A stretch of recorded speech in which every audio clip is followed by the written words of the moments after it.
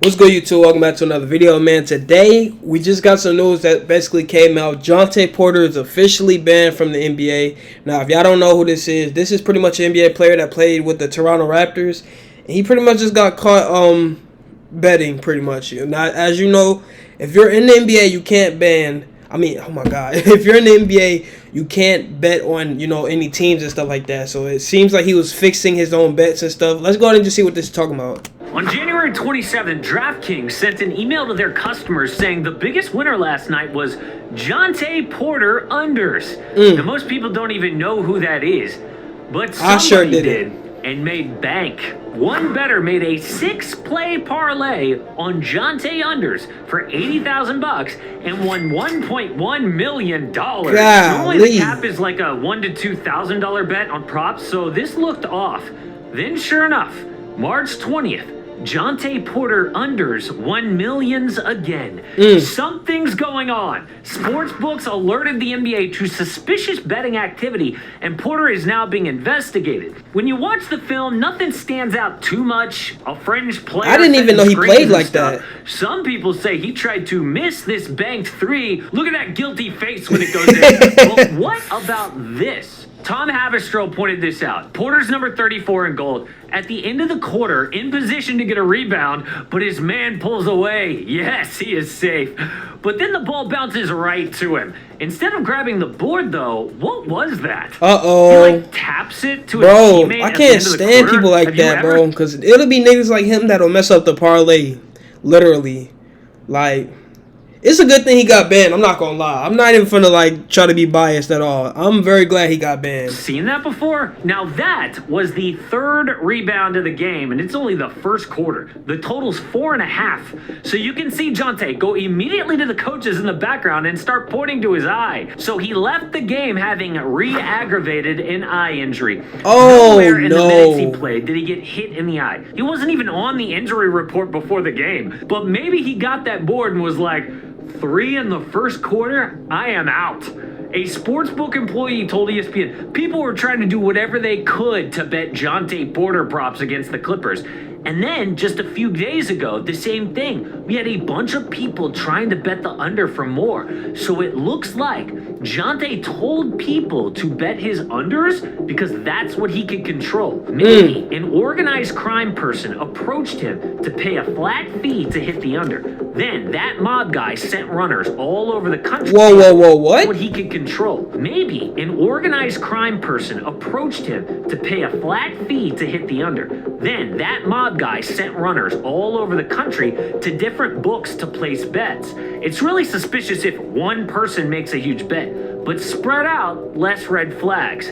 But after getting away with it, they did it again? So stupid. Jontay Porter is a random player, but that's why he would do this. Porter Never heard of him. A two-way contract in Toronto, which means G League and the NBA. He makes $415K per year, which is a ton of money, but not among his peers. He is surrounded by millionaires, including his brother, Michael Porter Jr. That's his brother? $179 million contract.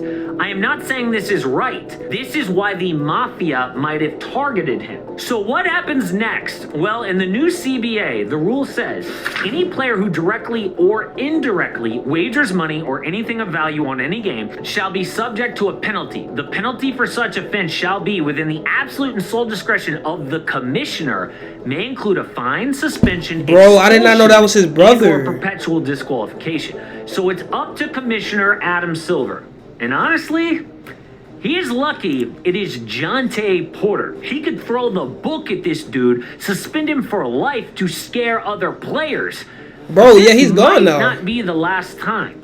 And if he suspends Jontay for life, what happens if it's a top 100 player next time? You gonna kick him out too? According to The Ringer, the top 100 ends with Terry Rozier, Chris Paul, Isaiah Hartenstein, Walker Kessler, and Brandon Miller. Now, some casual fans don't know them outside of CP3, but it would be a huge deal if any of these guys got banned for life.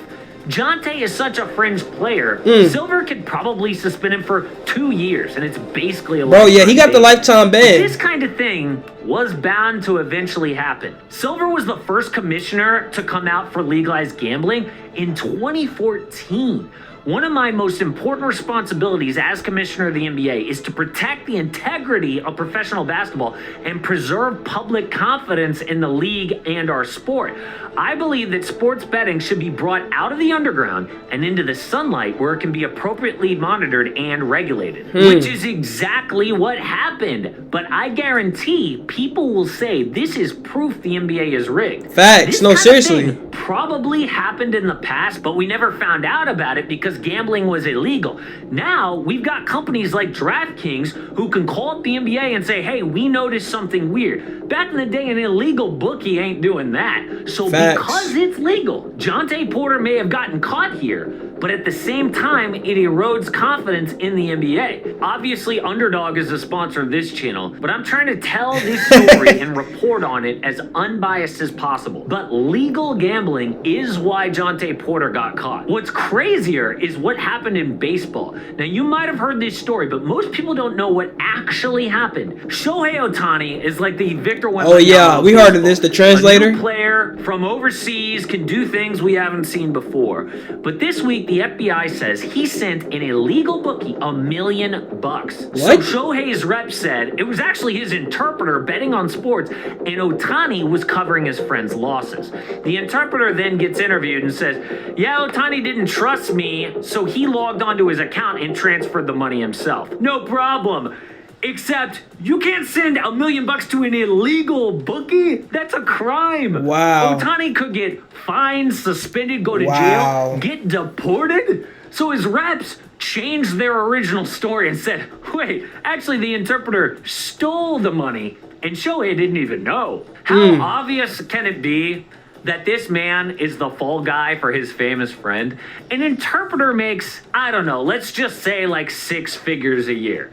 Reports say this dude was $4.5 million in debt. Golly. What would allow that guy to get that big in debt unless he knew who was actually paying the bill? So baseball is investigating, but nobody thinks that they're going to suspend their biggest star. Baseball. Whoa, so he really was a part of it, Ohtani? Nah, I thought he was actually stealing the money, though. I thought it was just in the interpreter. It looks really hypocritical here. At least the NBA can get out of this one looking somewhat clean. But will that kind of thing happen in the NBA? Well, gambling has been legal in Europe for a long time. Their biggest scandal was back in 2009. Around 200 people, including 32 players, were involved in rigging about 200 games across 9 countries. Shit. But here's the catch. The most high-profile rigged game was played in Turkey. The rest of the matches were teams no one's ever heard of. People thought it might be in the Premier League or maybe La Liga, even in France. But no, it's just not worth it for super rich players to get involved.